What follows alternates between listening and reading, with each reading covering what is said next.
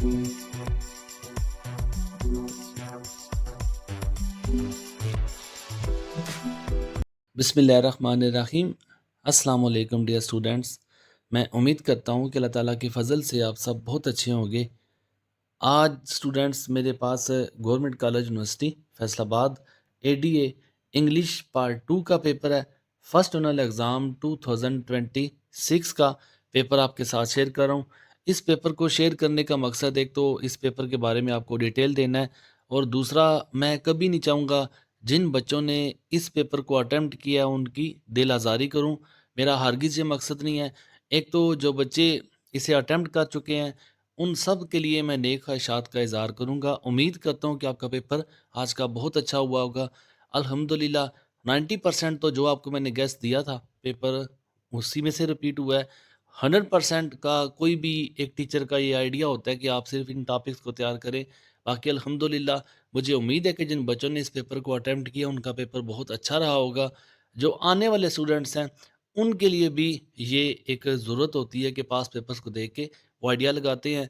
इसके अलावा पंजाब यूनिवर्सिटी के स्टूडेंट्स भी अभी रहते हैं जिनका पेपर होना है।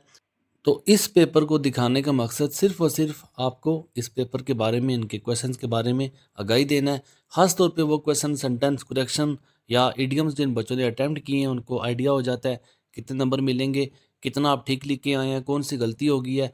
आने वाले बच्चे जो हैं वो इन गलतियों से बच जाते हैं, और ख़ास तौर पे जो पंजाब यूनिवर्सिटी के बच्चे आगे एग्ज़ाम देंगे, उनका भी हो सकता है जो आज के टॉपिक है उनमें से कुछ ना कुछ रिपीट हो जाएगा। तो मैं बाकी क्वेश्चंस पे इतनी बहस नहीं करूँगा, क्योंकि आपको पता है जो नोट्स आपके साथ शेयर किए हैं वो हर टॉपिक पे एक ही मल्टी आंसर है, और मोस्टली जो भी क्वेश्चन मॉडर्न ऐसे से लिया जाता है वो हमेशा उसकी क्रिटिकल अप्रिसिएशन कह सकते हैं, मेन कैरेक्टर्स कह सकते हैं, उसकी समरी कह सकते हैं।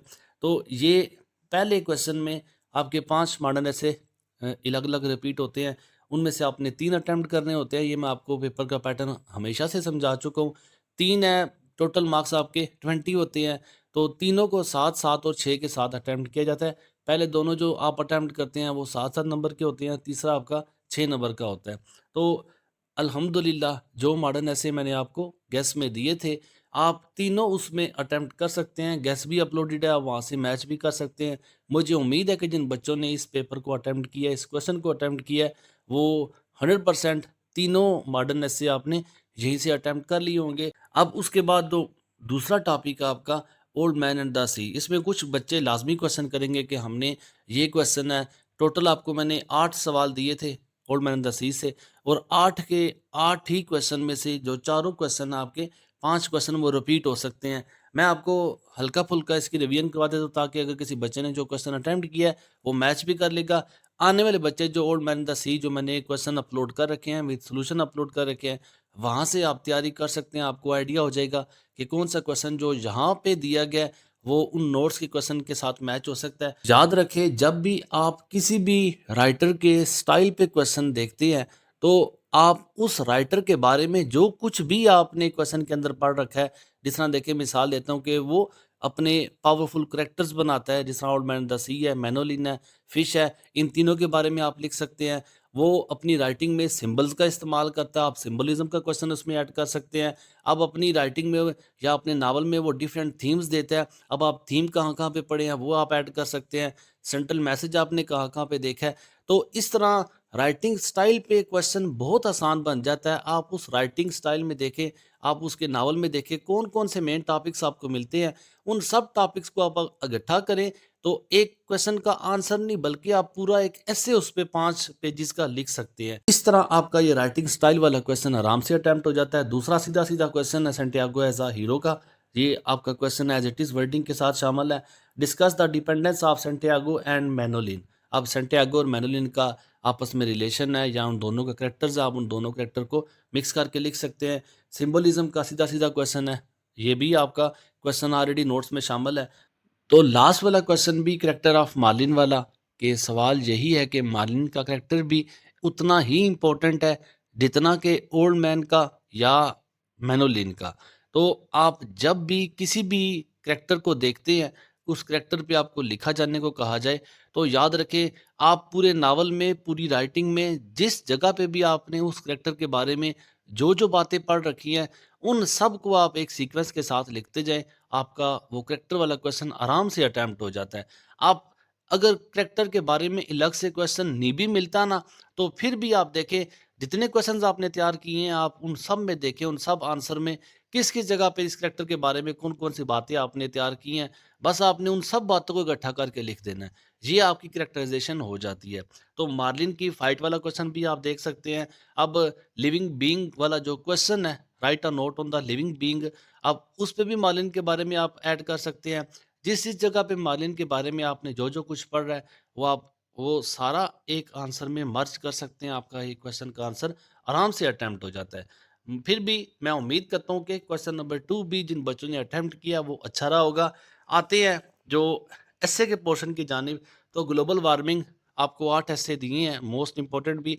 इसके अलावा 11 एस्से इकट्ठे प्लेलिस्ट पे भी शामिल है। जो बच्चे रहते हैं वहाँ से भी आप तैयार कर सकते हैं। 2 एस्से आपको मैंने टोटल 11 एस्से दिए हैं, फिर मैंने 4 एस्से भी दिए थे पहले, 4 एस्से की भी वीडियो अपलोड है, वो भी आप देख सकते हैं। तो उन चारों में आपके जो पहले 2 एस्से हैं वो आराम से अटेम्प्ट हो जाते हैं।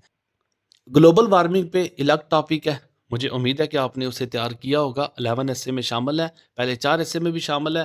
टेररिज्म का अगर आपने एस्से अटेम्प्ट किया तो नेगेटिव टॉपिक पे एस्से आता है, तो आप नेगेटिव टॉपिक और पॉजिटिव टॉपिक अगर आप तैयार करके जाते हैं, तो 50 से 60% उम्मीद होती है कि पहले 4 एस्से आने वालों में से एक नेगेटिव या पॉजिटिव टॉपिक ज़रूर आ जाएगा। फिर भी आप शॉर्ट काम करना चाहते हैं, तो पहले 4 एस्से आपको मैंने वीडियो अपलोड की है, सिर्फ 4 एस्से, उनमें भी देख सकते हैं। उसमें 70% चांस हो जाता है कि आपका ऐसे रिपीट हो जाएगा। फिर भी जो 11 एस्से की प्लेलिस्ट है, अगर आप उनको तैयार करके जाते हैं तो इंशाल्लाह 100% चांस है कि आपका एक ऐसे लाज़मी वहाँ से रिपीट हो जाएगा, एक से ज़्यादा भी आ सकते हैं। तो ये दोनों ऐसे जो मैंने गेस आपको दिया था, जो मैंने ऐसे अपलोड किए हैं, उनमें शामिल थे। मुझे उम्मीद है कि ऐसे का पोर्शन भी आपका अच्छा अटेम्प्ट हुआ होगा। आते हैं इस पेपर के सबसे मेन टॉपिक की जानिब, जिसमें बच्चों को इंतज़ार भी होगा कि उनकी करेक्शन कितनी ठीक है और इडियम्स जो उन्होंने लिखे हैं, किस किस पॉइंट ऑफ व्यू से लिखे हैं। तो करेक्शन अगर आप सबसे पहले देखें, बाय द टाइम 2 वीक्स, अब यहाँ पे जो करेक्शन आएगी वो आपकी जो वीक है, इसमें 2 करेक्शन है। ये वीक है, यहाँ पे आपका अपॉस्ट्रॉफी लगता है, क्योंकि वीक्स जो होते हैं वो जमा में आ जाता है। वहाँ पे जब भी ये अपॉस्ट्रॉफी लगता है, इसका मतलब होता है का, की और के। तो इसमें 2 करेक्शन आपने करनी है। एक तो आपकी बाय द टाइम जो है, टाइम के बाद कॉमा का इस्तेमाल करना है, और दूसरा आपकी जो करेक्शन होगी वो वीक के बाद आपने अपॉस्ट्रॉफी का इस्तेमाल करना है, फिर आपका ऐसे लगेगा। अगर जिस बच्चे ने 2 करेक्शन किए हैं, वीक के बाद अपॉस्ट्रॉफी लगाया है, तो उसको 1 नंबर पूरा मिलता है। लेकिन अगर किसी बच्चे ने एक करेक्शन नहीं की, दूसरी की हुई है, तो उसको 0.5 मार्क्स मिलते हैं। He was bent to do evil, अब यहाँ पे जो प्रेपोजिशन की मिस्टेक है, अब टू की जगह पे आपने ऑन लगाना है, डू की जगह पे आपने डूइंग लगाना है। ये 2 मिस्टेक्स यहाँ पे आपने करनी है। आगे hundreds of people died with malaria, यहाँ पे मोस्टली बच्चों ने बाय लगाया होगा, जबकि जब किसी बीमारी के साथ वफात होती है किसी की, तो उसमें आप ऑफ लगाते हैं, ना कि बाय का इस्तेमाल करते हैं। तो जिन बच्चों ने डाइड को ऑफ के साथ लिखा है वो करेक्शन ठीक है, लेकिन बाय के साथ इसकी करेक्शन ठीक नहीं है। I go to sleep at 2 PM, I go to sleep के बजाय आई गो टू बेड होगा। बाकी सारा सेंटेंस ऐसे ही है। अब आगे इसकी तरफ अगर आते हैं, I read Pakistan Times daily. अब I read Pakistan Times, Pakistan से पहले आपने दी लगाना है, क्योंकि जब किसी न्यूज़पेपर का नाम आता है तो उससे पहले हम दी का इस्तेमाल करते हैं। आई arrived home early in the morning, arrived के बजाय आपने रीच्ड करना है, REACHED। इसके बाद है I am not as cleverer as him को आपने ही में चेंज करना है। इससे ऊपर वाली जो करेक्शन है, he has invited me on T, अब ऑन के बजाय आपने टू का इस्तेमाल करना है। तो 3 से 4 आपकी करेक्शन सिर्फ आपकी प्रपोजिशन की बनती है। 60 सेंटेंस की करेक्शन की जो वीडियो आपको मैंने अपलोड कर रखी थी, अगर आपने उनके मुताबिक तैयारी की है तो 6 से 7 करेक्शन यहाँ से आप आराम से अटेम्प्ट कर सकते हैं। इस सेंटेंस में जो मिस्टेक्स है, ये आपकी कंपैरेटिव डिग्री है। जब भी सेकंड डिग्री लगती है, ER वाले जब भी लगते हैं, तो इनसे पहले आप दी का इस्तेमाल करते हैं। The harder you work, the better chance you have in life, दोनों के साथ आपने दी का इस्तेमाल करना है। अगर किसी एक के साथ आपने दी का इस्तेमाल किया है तो 0.5 मार्क्स है, अगर दोनों के साथ आपने दी का इस्तेमाल किया है तो आपको 1 नंबर पूरा मिलेगा। फिर उसके बाद है he is so weak and can not walk. ये बहुत बच्चों वाला सेंटेंस है। He is too weak to walk. पहला टू जो होगा वो टी डबल ओ के साथ लिखा जाएगा।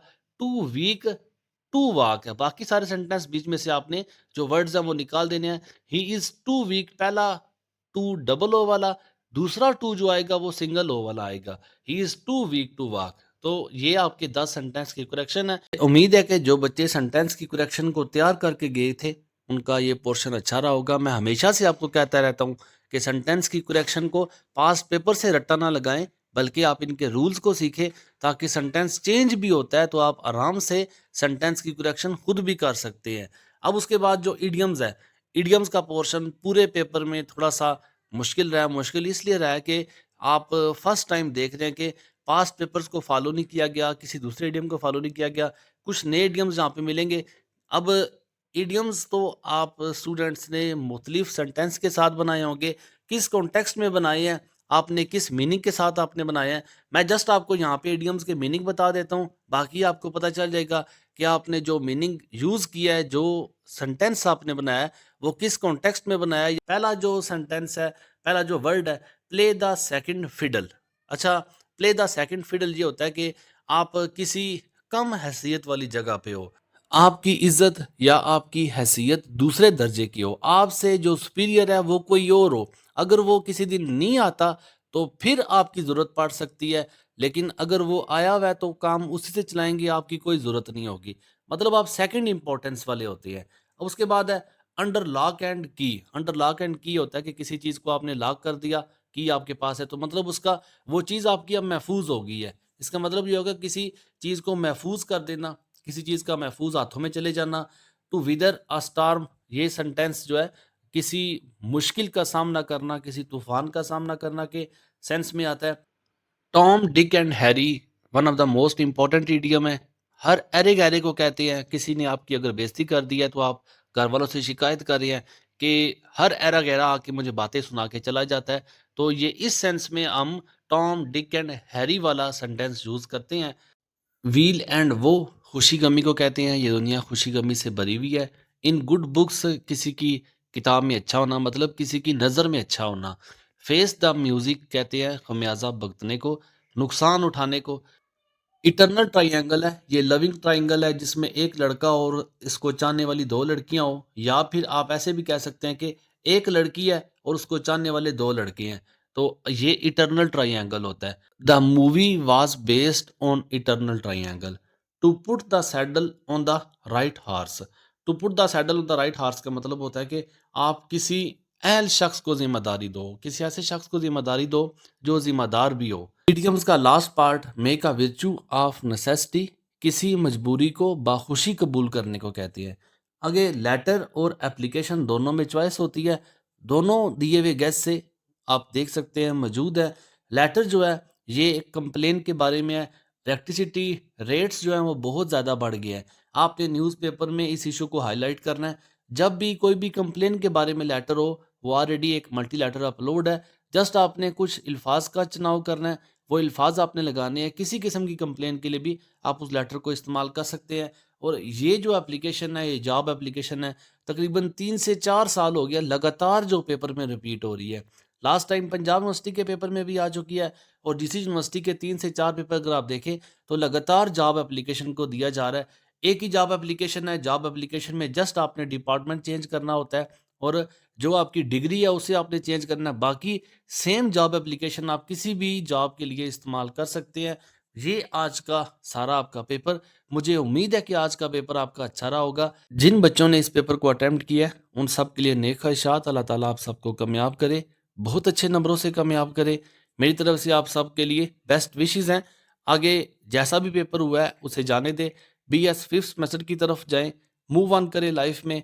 कोशिश करें जो कमी यहाँ पे रह गई है वो आप नेक्स्ट BS का एडमिशन जब फिफ्थ सेमेस्टर में लेंगे वहाँ पे अपनी कमी को पूरी करें। आप BS की डिग्री वो ज़्यादा वैलिड है BA की डिग्री से। उस डिग्री पे आप ज़्यादा मेहनत करें, उस डिग्री के लिए आप ज़्यादा स्ट्रगल करें, उसमें आप मार्क्स लेना, जो कोशिश है आपकी वहाँ पे आपकी स्ट्रगल, वहाँ पे आपकी कोशिश ज़्यादा अच्छी होनी चाहिए। आप सबका अल्लाह ताला हम नासर हो, दुआ में याद रखिएगा। अल्लाह हाफ़िज़, अस्सलाम वालेकुम।